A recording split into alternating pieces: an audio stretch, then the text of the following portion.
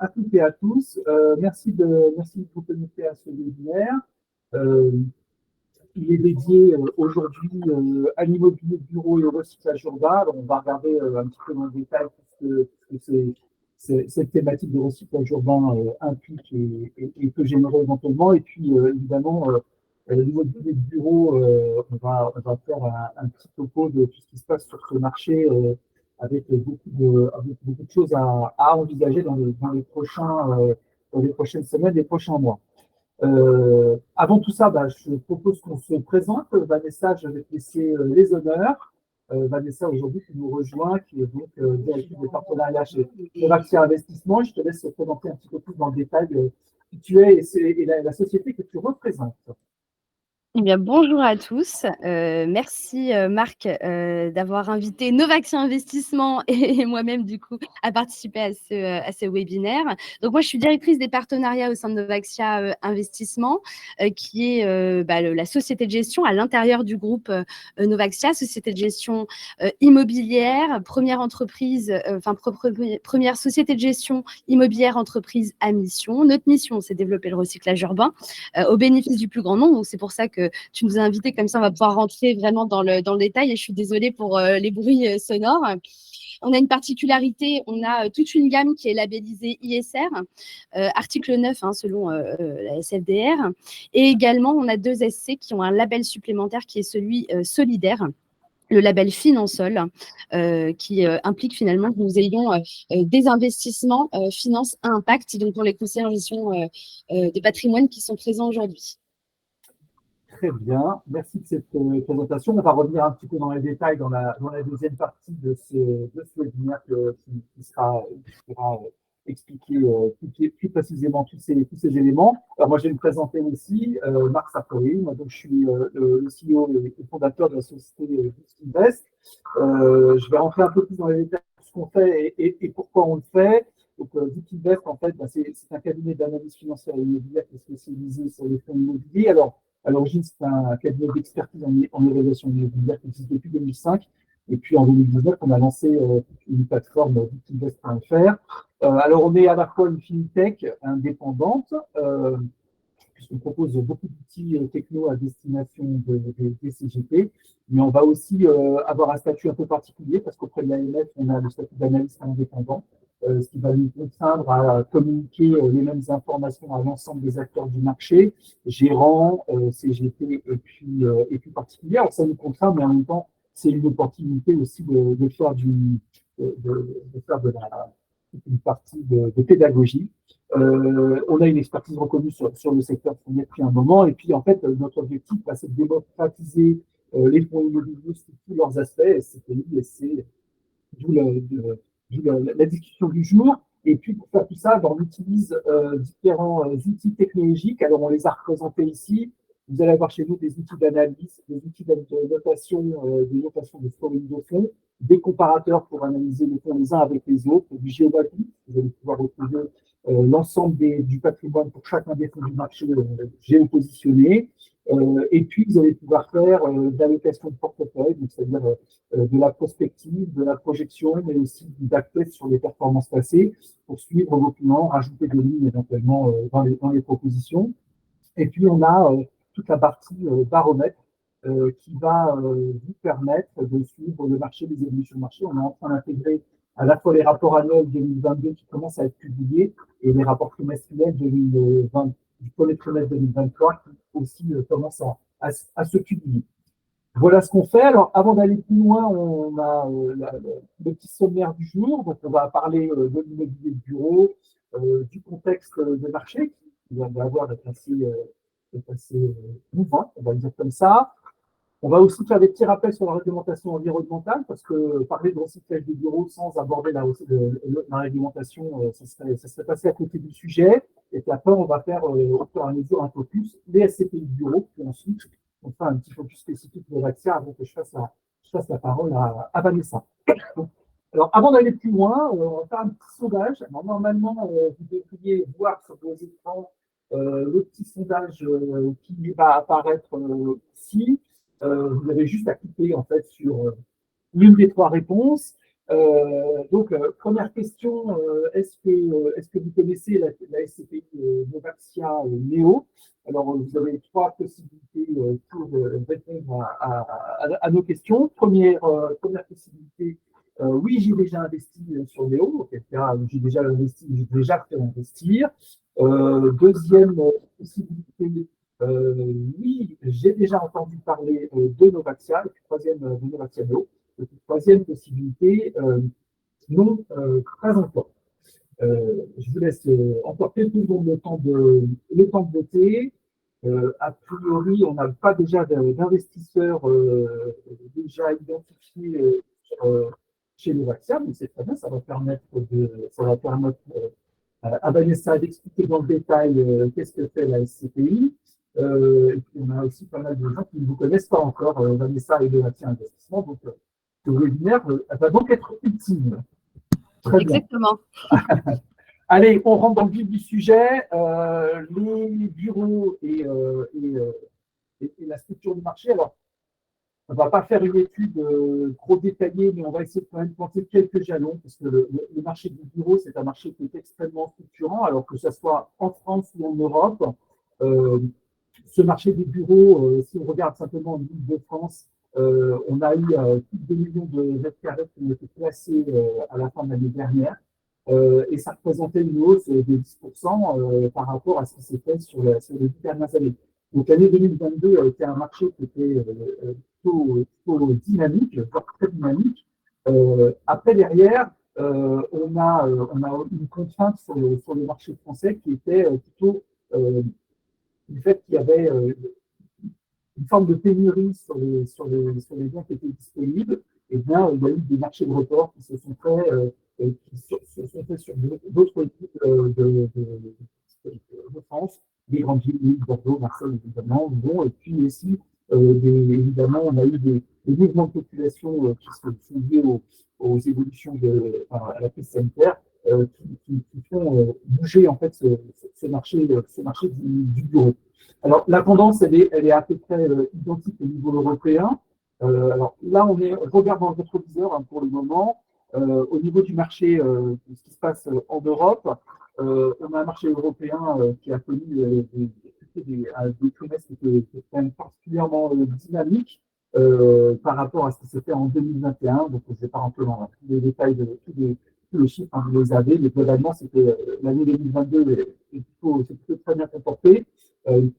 On a toujours des recherches d'espaces de bureau, et puis on a aussi des villes où on a des villes au niveau européen qui ont été extrêmement dynamiques dans le développement du taux de location, avec des villes comme Prague ou Varsovie qui ont vu leur taux de location progresser assez fortement. Tout ça veut dire qu'on a des investissements qui sont donc tout à fait substantiels et conséquents. On n'a pas forcément toujours d'informations de marché au niveau européen, c'est pour ça qu'on essaie de récupérer ce qu'on peut. Maintenant, au niveau on voit que globalement, il y avait quand même toujours un appétit assez fort pour cette partie, avec évidemment, alors si on fait un petit focus là sur ce qui se passe sur le dernier trimestre, puisqu'on a réussi à avoir des informations sur le dernier trimestre 2023, donc vous voyez que globalement, on a eu un marché qui était extrêmement dynamique en termes de prix au mètre carré. Alors là, c'est un focus de France parce que c'est là où on a le plus d'informations. C'est l'Immostat qui nous fournit ces infos-là. Donc, vous voyez que jusqu'à présent, on avait quand même une année 2020-2021 qui était quand même toujours très, très dynamique. On a une forme de plateau qui s'est mis en place sur l'année 2022 et sur l'année 2023, il semblerait qu'on se destine vers une baisse des prix. Alors, c'est une baisse des prix qui est quand même pour l'instant relative, puisqu'en fait, on vient quand même, hein, si on regarde, le point bas était en 2008-2009 avec la crise de subprime qui était à l'époque. On a eu quand même une augmentation tout à fait substantielle des prix sur cette période. Donc, difficile pour le moment de prolonger les taux parce qu'on est effectivement, une période de rupture, mais qui va être très dépendante de la macro, c'est-à-dire que si on a une récession qui s'installe ou pas, et pour le moment, il n'y a pas grand monde qui arrive à vraiment prédire ce qui va se passer ces marchés. Donc, on est dans cette situation-là. Alors, qu'est-ce qui se passe au niveau des loyers? Sur les loyers, on est dans une période, que on a bien identifié, une période de forte inflation. Les SCPI du bureau ont en leur cœur un moyen de résister à cette tension, on va dire, inflationniste, puisque la plupart des baux, voire tous les baux, sont indexés sur un indice qui s'appelle l'indice ILAT, un indice des loyers un petit peu tertiaire, qui permet normalement, mécaniquement, de faire évoluer le montant de loyer pour permettre de récupérer une partie de la perte d'inflation qui pourrait survenir. Alors, à noter aussi, cet indice-là, qui était à plus 5,88 au troisième trimestre 2022. Maintenant, un certain nombre d'intervenants nous expliquent que ne peuvent pas forcément impacter l'intégralité de cette hausse, et que après, c'est la négociation des cycles de parties qui peut se prévaloir.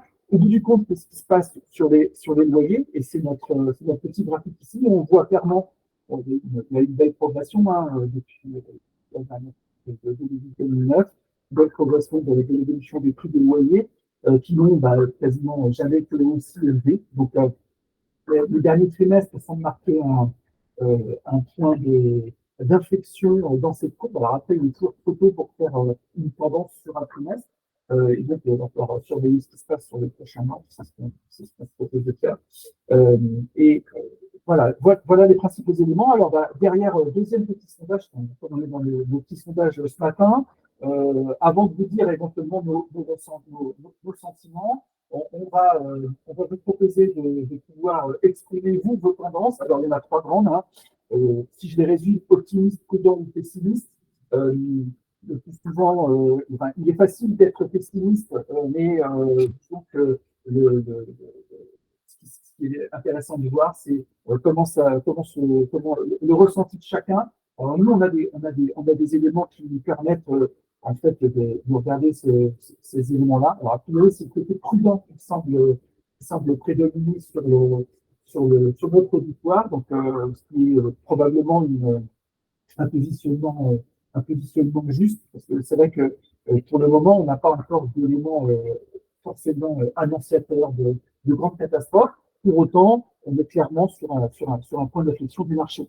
De ça. Alors, les éléments, alors, faire des perspectives, alors que les perspectives macro ne sont pas très claires, c'est toujours un exercice extrêmement difficile. Ceci étant, on a quand même des éléments qui sont très importants à prendre en compte. Premier élément, et qui peuvent avoir des actions, on va dire, contraires. Premier élément, évidemment, sur le lieu de travail, on a le télétravail, ces planes de fond, alors qu'on attend, qui devait perturber très fortement l'ensemble du marché. On n'a pas encore retrouvé, puisqu'en fait, a priori, les surfaces sont réallouées et réaménagées. Donc, on n'a pas encore eu un impact extrêmement fort sur cette tendance, même si, que ce soit en termes de travail ou en termes de management des équipes, on voit bien 60% des salariés qui veulent travailler en mode hybride, mais mode hybride n'est pas avec 100% télétravail. Ça, je pense que tout le monde a compris qu'en tête à tête, avec son écran toute la semaine, ça peut être un petit peu compliqué sur le long terme.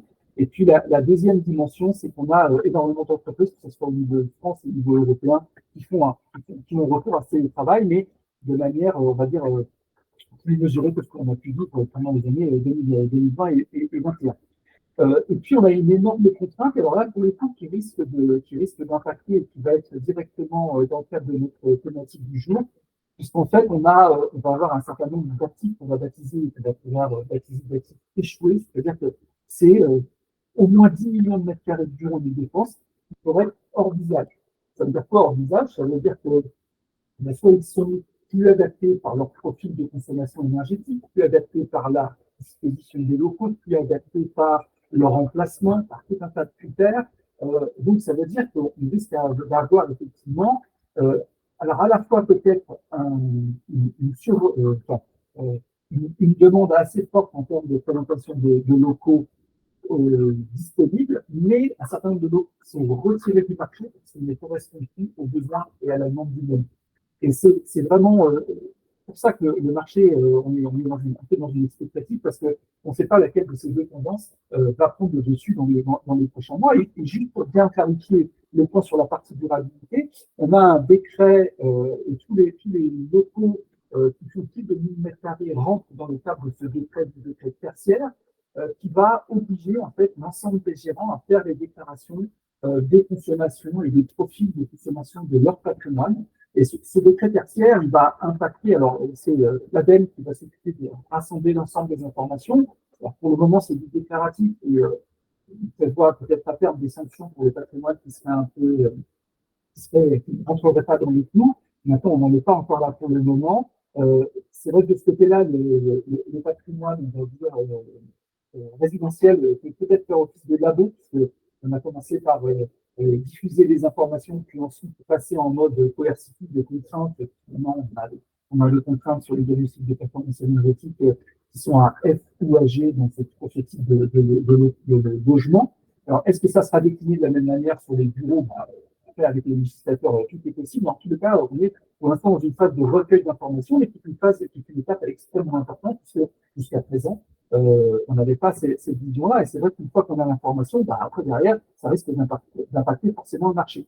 Ça a eu déjà un impact sur l'ensemble des gérants, puisque, en fait, à partir d'une constatation de comment est le patrimoine, eh bien, il y a un certain nombre de stratégies qui se sont mises en place par l'ensemble des gérants. Alors, chaque gérant va avoir soit des stratégies mixtes. Alors, les différentes stratégies, ça va être, par exemple, je me lance dans les travaux de rénovation. Donc, ça a des avantages, mais des inconvénients aussi. Avantage, c'est qu'à terme, je vais bénéficier du patrimoine qui va être plutôt à jour. Par contre, pendant que je fais les rénovations, ben, je ne peux pas l'aider, donc ça va nécessiter d'avoir des fonds pour continuer à servir les clients en termes de revenus. Et puis, surtout, il y a certains patrimoines où les investissements sont tellement importants que derrière, il est peut-être mieux de vendre pour en faire autre chose. Donc, première dimension, les rétroorganisations. Deuxième stratégie potentielle. Moi, je suis un gérant, j'arrive sur le marché, c'est souvent les CPI récentes qui vont se dire, bah, à ce moment-là, moi, je préfère privilégier l'investissement dans du patrimoine neuf, parce que finalement, ce patrimoine neuf, j'ai moins de problèmes avec, j'ai pas toutes ces fonctions. Et puis, on va avoir des dimensions d'accompagnement, accompagnement des locataires, parce que les locataires n'étaient pas forcément sensibilisés. C'est vrai que là, l'explosion des factures énergétiques a largement contribué à faciliter la sensibilisation des locataires sur ce volet-là, parce que grosse consommation veut dire grosse facture, donc effectivement, tout le monde s'est lancé sur l'hiver, 22-23. Tout le monde a vraiment commencé à faire vraiment attention à ces parties-là. Et puis derrière, les dernières stratégies, et celles dont on va pouvoir nous parler Vanessa tout à l'heure, c'est tout ce qui va être recyclage urbain. Et on va voir que dans cette stratégie, il y a plusieurs manières de faire pour pouvoir utiliser et bénéficier du patrimoine existant, puisque la grande, euh, la grande dépense énergétique dans le patrimoine, c'est sa consommation dans l'immobilier, c'est sa consommation bien évidemment, mais c'est aussi et surtout sa construction. Et donc, l'économie linéaire qui était je construis mon immeuble, il correspond plus, je le détruis j'en fais autre chose. Je le détruis pour reconstruire quelque chose par-dessus, c'est une énorme gaspillage de ressources. Et donc, c'est là où toute la dimension de recyclage va entrer en ligne de compte. En tous les cas, il est assez rare que les gérants restent complètement, on va dire, isolés et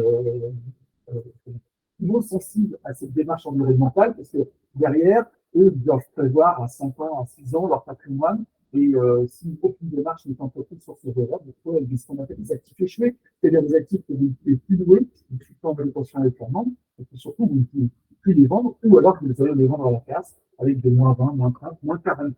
Et donc, il vaut mieux anticiper avant d'être contraint sur ce volet. Alors, si je fais maintenant petit focus sur le marché des SCPI, puisque les SCPI de bureau, c'est quand même le segment historique. Alors, on vous a listé l'ensemble des gérants avec évidemment des patrimoines et des historiques complètement différents. On a Novaxia qui est ici et qui est en forte croissance, et Vanessa va nous expliquer tout ça juste après. Vous avez quand même trois grosses capitalisations Amundi, la Française et BNP, qui sont les trois grands historiques sur ce segment des bureaux, avec quand même un grand nombre, et c'est là où c'est intéressant, un grand nombre de SCPI qui sont sur ce segment, avec des capitalisations évidemment très différentes entre les fonds, des historiques aussi qui sont différents. On ne va pas rentrer dans les détails, mais il y a quand même, ça reste un segment extrêmement important, pardon, excusez-moi, ça reste un segment extrêmement important pour les SCPI de bureau.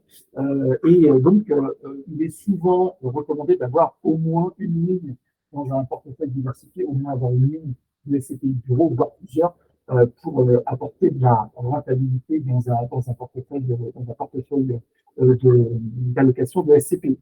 Les derniers chiffres, quels sont-ils? Alors, on n'a pas encore. Alors, ça, c'est la photo des. Alors, TDVM, jusqu'en 2021, on était encore en TDVM, taux de distribution sur les valeurs des marchés. Donc, on voit que le Covid n'a pas eu un impact extrêmement fort sur ces SCPI de bureau. Hein. Le mois dernier, on était sur les SCPI de tourisme. Là, l'impact a été extrêmement, le blast du Covid a été extrêmement fort. Là, les SCPI de bureau ont globalement traversé plutôt bien la crise. Si on regarde ce qui s'est passé sur l'année 2022, on est revenu à des taux de distribution qui sont tout à fait similaires. On est en brut.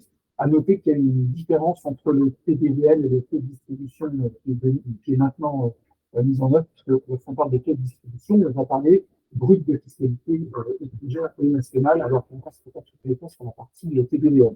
Donc voilà, des taux de distribution qui sont stables et très substantiels. Des taux d'occupation financiers donc, qui sont aussi plutôt bons, voire très bons, 89, 90, 90.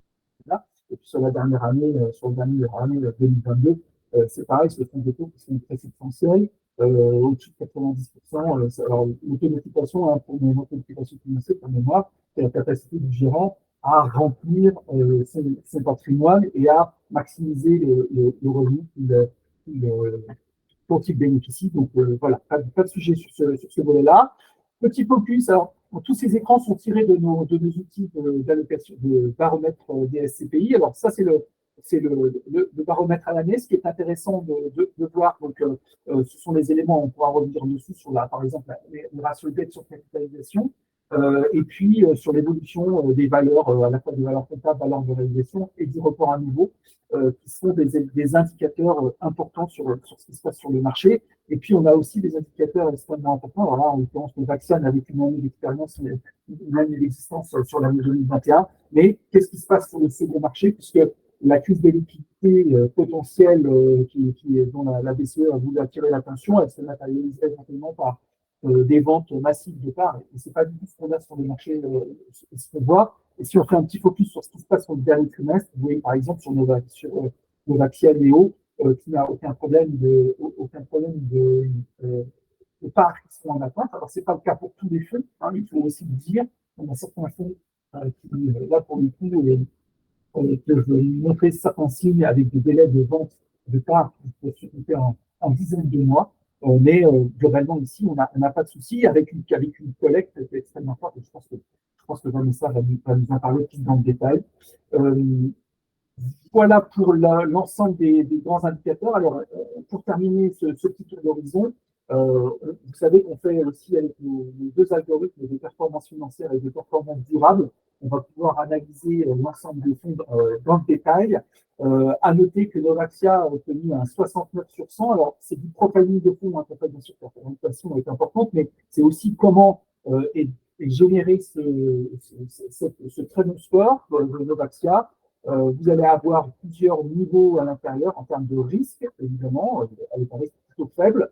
Et puis aussi en termes de rentabilité, on voit que en termes de positionnement marché et segment de marché, et en termes de frais aussi, le positionnement de Novaxia est très bon. Alors évidemment, sur la structure, c'est une SCPI qui n'a pas encore une capitalisation à 1 milliard, donc ça veut dire que le segment marché est un peu plus restreint par rapport à d'autres. Ça reste quand même un positionnement tout à fait intéressant. Et puis, et ça va être la thématique que je pense qu'on va développer avec Vanessa. En termes de durabilité, vous savez qu'on fait aussi un algorithme Novaxia Neo s'est prêté à l'exercice en répondant à l'ensemble des questionnaires de durabilité. C'est un gros travail des gérants avec des centaines de questions qui leur sont posées sur l'ensemble de leur patrimoine. Et c'est la meilleure note obtenue sur le marché avec un 70 sur 100 qui correspond bien à l'engagement qui est pris par la société et qui corrobore les articles 9 et l'ensemble des labels qui sont décrochés par Novaxia. Dernier point, je pense qu'on reviendra dessus, l'évolution de la valeur départ. Ce graphe il est intéressant parce qu'il permet toujours de voir comment se positionne la valeur d'acquisition de la part, de la courbe orange, avec le tunnel de revalorisation des parts qui est calculé en vert à partir de la valeur de reconstitution. Alors, on n'a pas encore les valeurs 2022, mais peut-être que Vanessa nous fera plaisir de nous les communiquer. Je ne sais pas si elles sont déjà disponibles. En tous les cas, pour le moment, on est tout à fait dans le cadre de ce qui se fait. Et donc, c'est intéressant de voir que globalement, la valorisation a été réévaluée et correspond bien au tunnel réglementaire.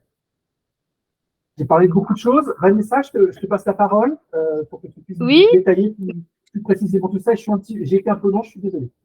Merci, avec plaisir. Du coup, je retente le partage d'écran qui devrait bien fonctionner.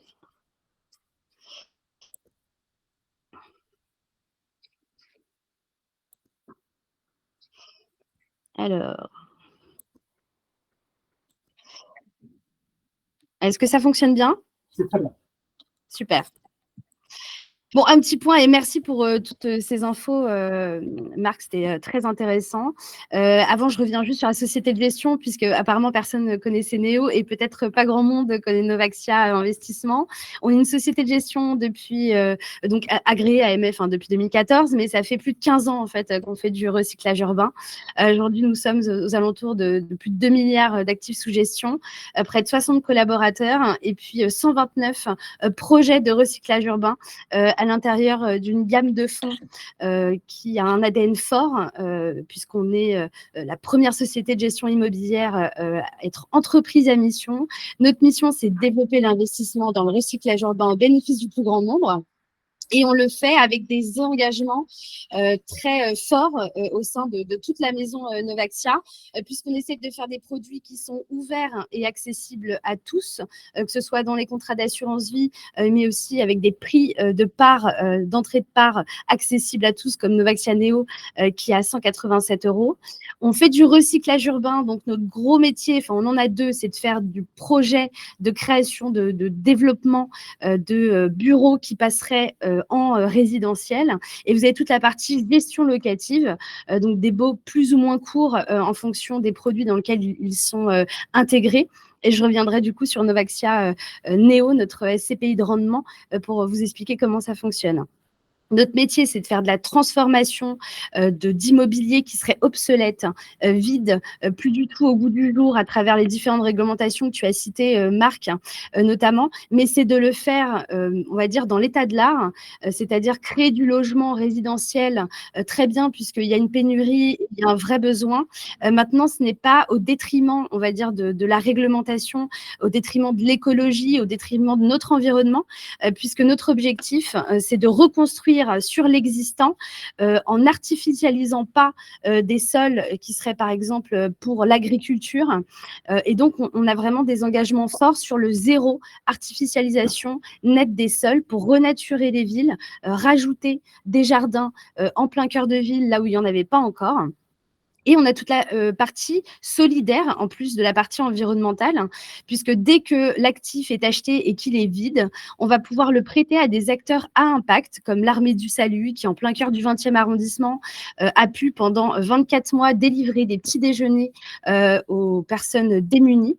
Et tout ça, dans notre objectif, effectivement, premier dans Novaxia Investissement, qui est quand même le gros du métier, c'est de créer du logement résidentiel. Et donc, on veut répondre finalement à la pénurie de logements dans des zones qui sont tendues.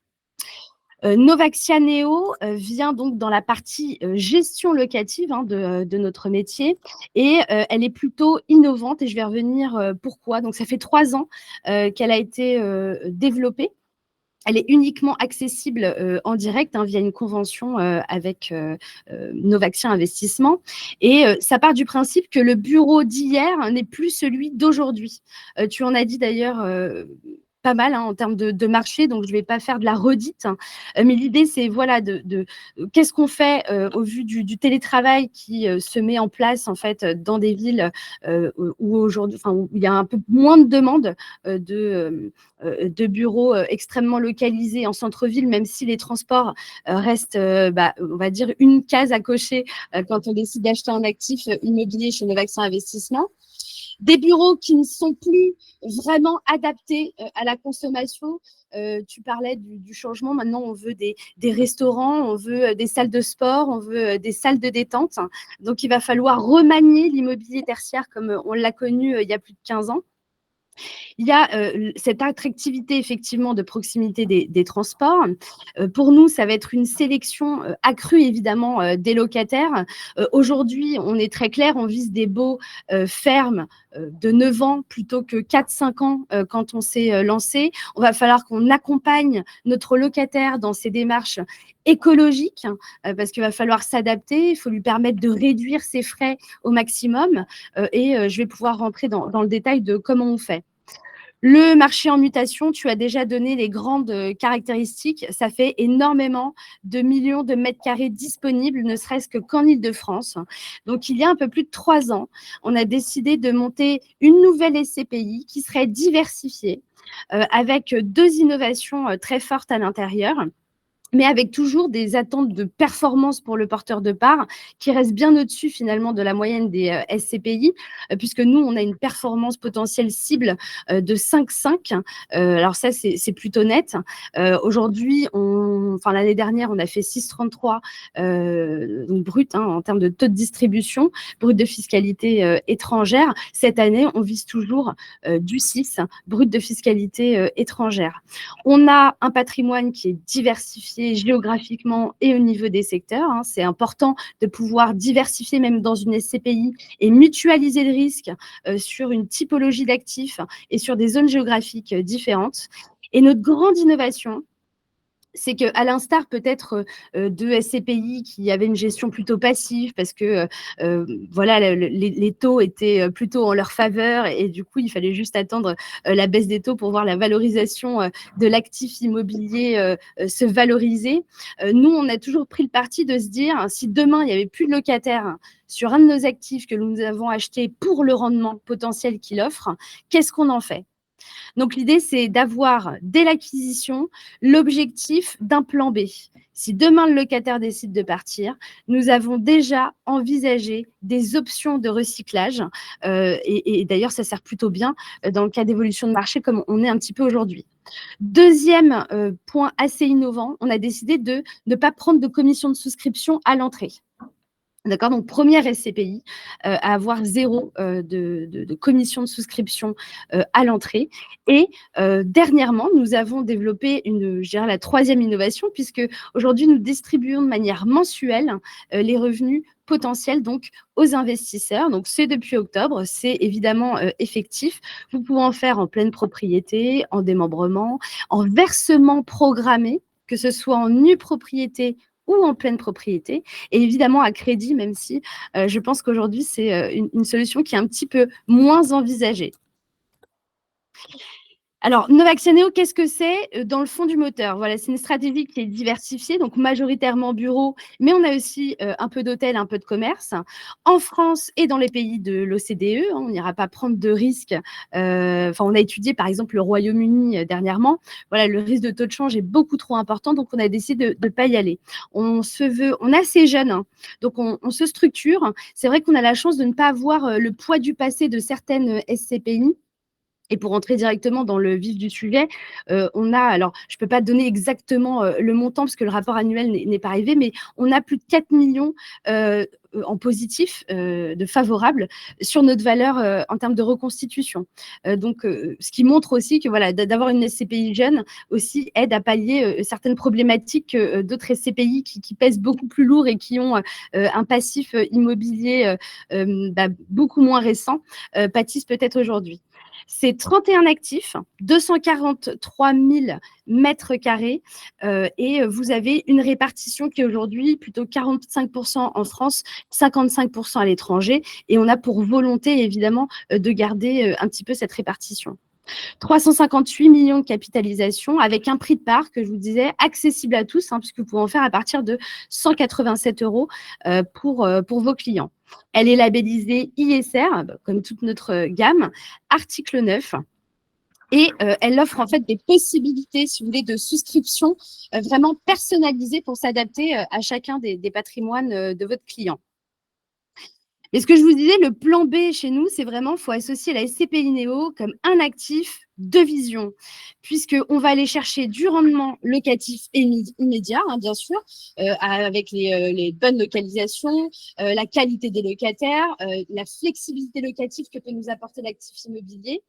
Et évidemment, on va faire des provisions pour travaux pour nos actions ISR pour accompagner nos actifs immobiliers, nos locataires dans cette démarche de best in progress dans l'utilisation de l'actif immobilier. Maintenant, si demain, le locataire décide de partir, nous avons déjà envisagé pour l'intégralité des 31 actifs immobiliers le potentiel de recyclage de cet actif en autre chose. D'accord ? Donc, ça peut être évidemment du logement résidentiel, mais ça peut être en fonction des PLU, pourquoi pas un hôtel. Et je pense à notre parc à Dublin, un actif qu'on a acheté en plein centre de Dublin, il est tellement en plein centre. Bon, il y a des GAFA. Alors, aujourd'hui, il est complètement loué et il est loué pendant 5 ans sans problème. Si demain, imaginons, le locataire cherche à partir, on pourrait potentiellement le transformer en hôtel. Je me suis dit que des mots, c'était bien, mais que vous montrez des exemples d'actifs, c'était encore mieux. Donc là, j'ai choisi un actif à Rueil-Malmaison, dans le 92. Donc, c'est première couronne parisienne, donc proche de Paris, accessible via le RER. Vous avez des lignes de bus très proches de la Défense.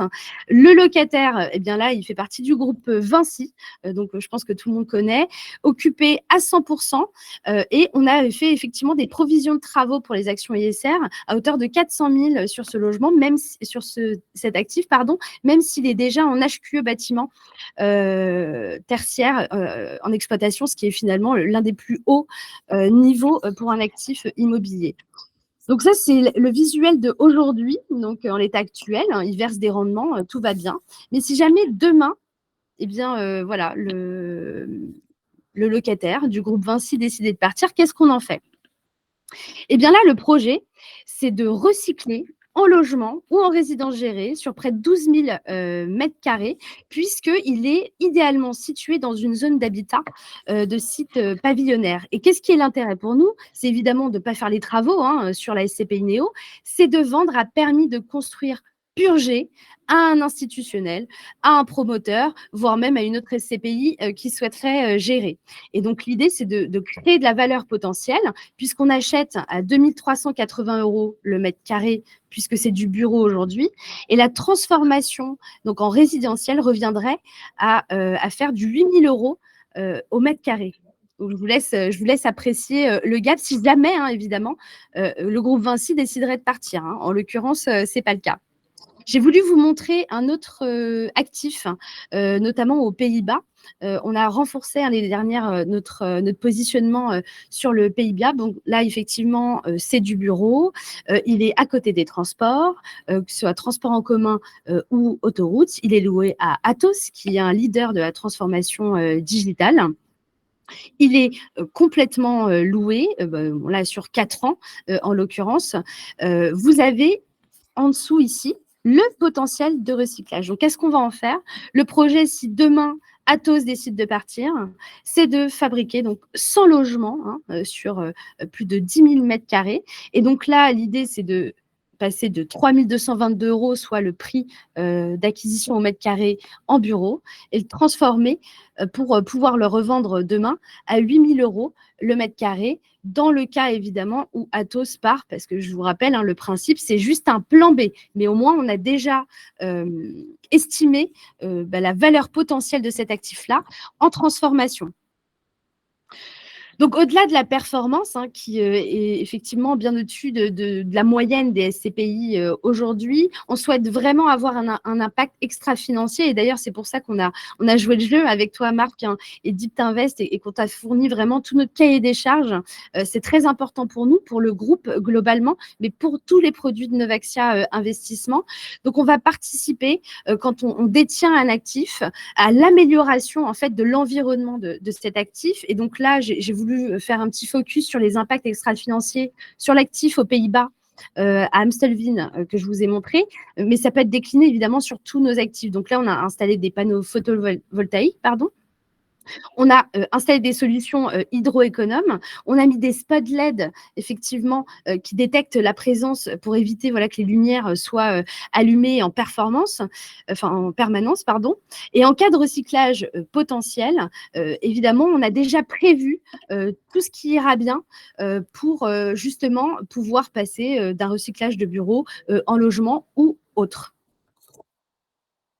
Dites-moi si vous avez des questions, n'hésitez pas, hein.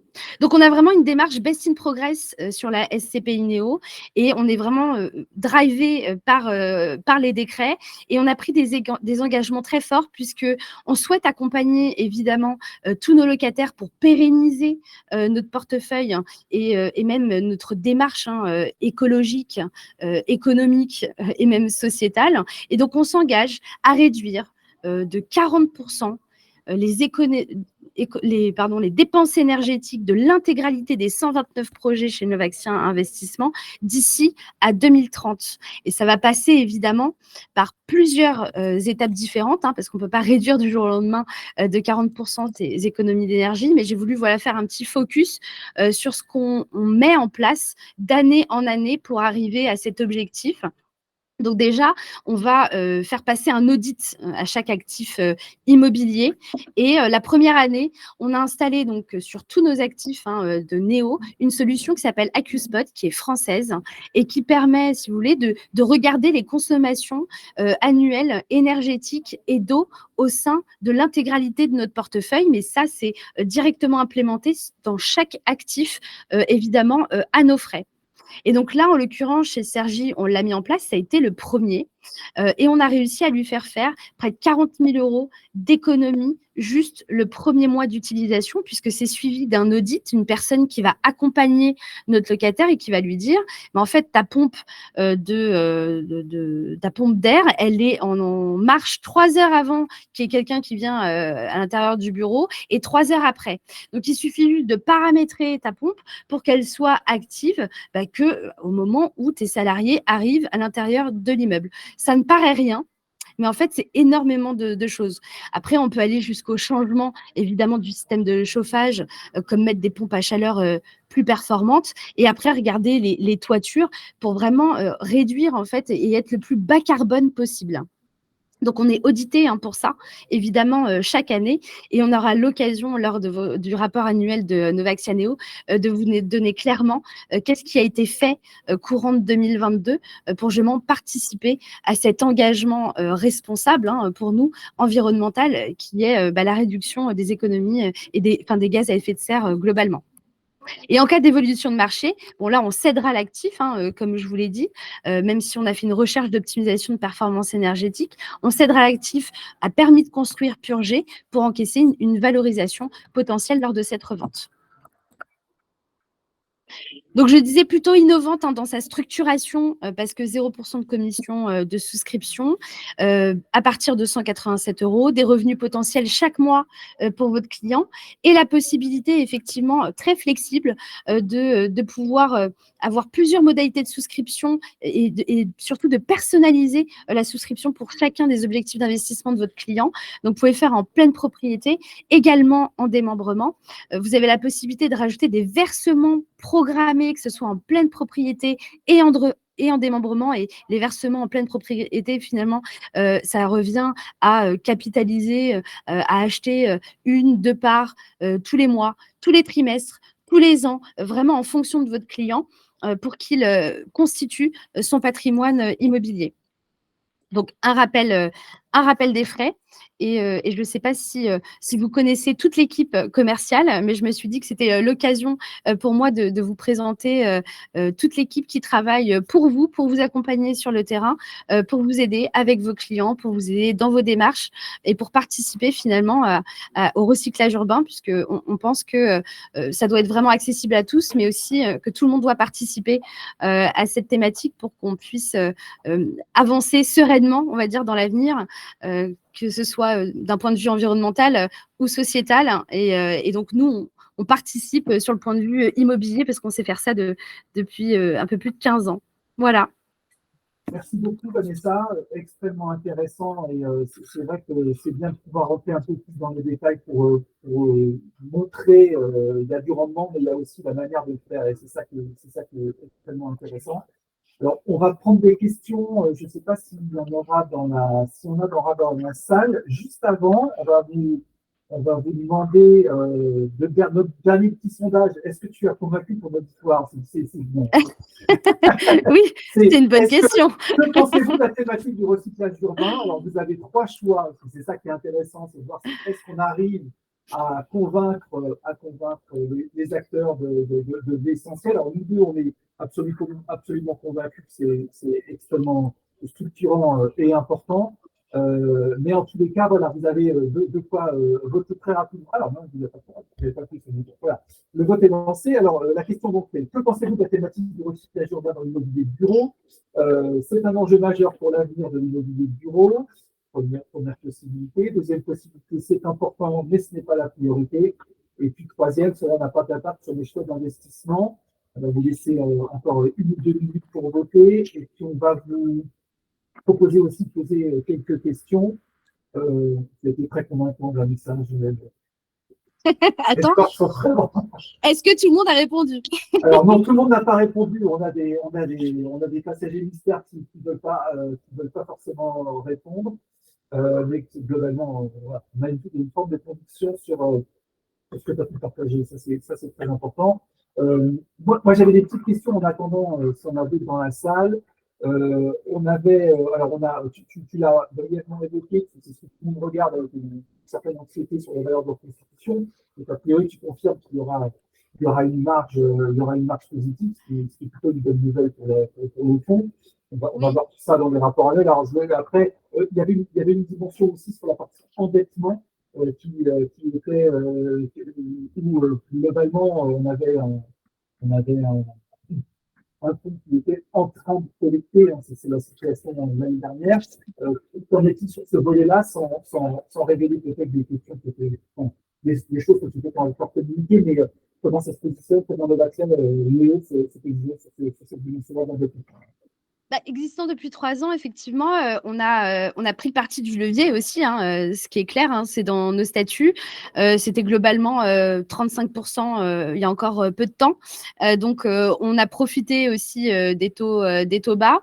Aujourd'hui, on a la possibilité de renégocier, on va dire, des offres qu'on a mis et qu'on a proposées il y a 3 à 6 mois, parce qu'aujourd'hui, on devient très liquide, on collecte beaucoup régulièrement, ce qui nous permet aujourd'hui de plutôt utiliser le cash que l'on a. Déjà, ça rassure les vendeurs parce qu'on a une garantie d'exécution. Voilà, on a des garanties en cash flow. Donc, on va de moins en moins, on va dire, privilégier le levier, même si on a la chance d'être couvert au niveau de notre levier à hauteur de 82% aujourd'hui. Donc, il y a encore des bonnes renégociations à faire. On a vu des baisses entre moins 15 et moins 10% suite aux premières offres qu'on avait positionnées. Donc, on a plutôt un champ d'opportunités assez dingue. Et aujourd'hui, on a une autre stratégie qu'on privilégie, c'est le sell and lease back. Alors, je ne sais pas si ça parle à tout le monde, mais en fait, on va acheter de l'immobilier, et je pense à celui de Montpellier. C'est, vous savez, le groupe Uxo, Oceanis Apart City, qui est locataire et qui était propriétaire. Aujourd'hui, il nous a vendu en gros le foncier, d'accord, et on lui loue avec un bail ferme de 9 ans. Comme ça, lui récupère de la trésorerie. face à ce contexte qui peut paraître un petit peu compliqué. Et donc, on a découvert qu'on avait plutôt de belles opportunités à faire sur ce terrain-là avec des baux qui sont très longs. Donc, c'est ce qu'on va privilégier en tout cas en 2023. Et là, l'immeuble, en plus, il fait 5000 mètres carrés. Il y a des restaurants, des salles de sport. Il est très récent puisqu'il a été monté en 2009, 100% loué à un gros faiseur. Demain, si jamais il n'en veut plus, il y a une grosse capacité de recyclage urbain, surtout en logement résidentiel, puisqu'il est face à un centre commercial de plus de 22 000 mètres carrés, où il y a les transports, où il y a des crèches, où il y a une résidence pour les seniors. Donc, on va pouvoir, voilà, le PLU est complètement favorable si jamais demain, ça se passe pas bien. Donc, aujourd'hui, on va privilégier le cash, clairement. Et faire beaucoup moins de levier, même si on était couvert et on est toujours couvert à hauteur de 82%. Voilà. Ok.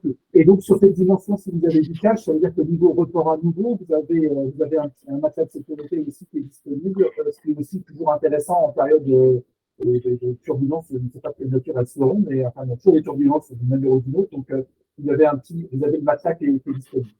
Oui, exactement. En fait, on se veut de plus en plus bon père de famille. J'ai envie de dire sur l'intégralité de nos fonds, mais encore plus sur Novaxia Neo aujourd'hui. On est aux alentours de 90-120 jours et c'est une position qu'on va renforcer courant de l'année 2023.